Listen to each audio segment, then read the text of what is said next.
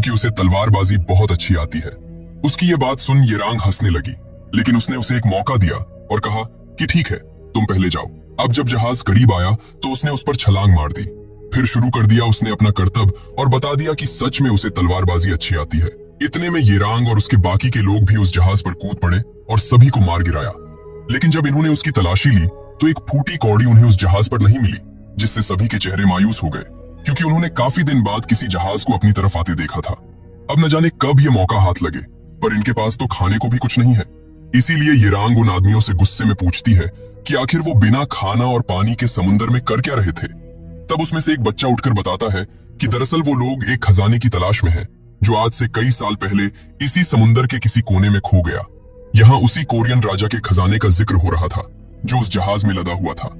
उस बच्चे ने बताया कि वो लोग रास्ता भटक चुके हैं, इसीलिए अब उन्हें समझ नहीं आ रहा, पर हमें मत।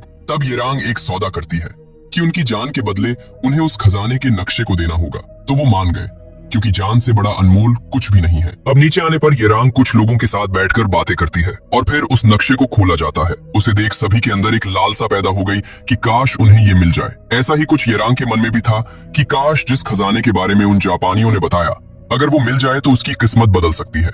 इसीलिए अब वो सभी से कहती है कि अब हमें उसे ढूंढना है और हमारा यही मकसद है। अब से तलाश शुरू होती है और सबसे पहली सीढ़ी थी एक टापू, जहां इन्हें आगे के रास्तों के बारे में पता चलेगा, जिसके लिए इन्हें उस टापू की सबसे ऊंची चोटी पर बनी एक गुफा के पास कुछ मिलेगा।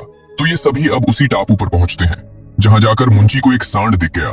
तो उसने कहा कि सालों से सी फूड खाकर वो तंग आ चुका है, इसीलिए वो अब अपने खाने का जुगाड़ करने जा रहा है। हालांकि बाकी के लोगों ने उसे रोका कि ऐसा मत करो, लेकिन उसे खुद पर बहुत घमंड था कि वो हर काम अकेला ही कर लेगा। फिर क्या होना था, उसी का घमंड उसे ले डूबा। वहां सिर्फ एक सांड नहीं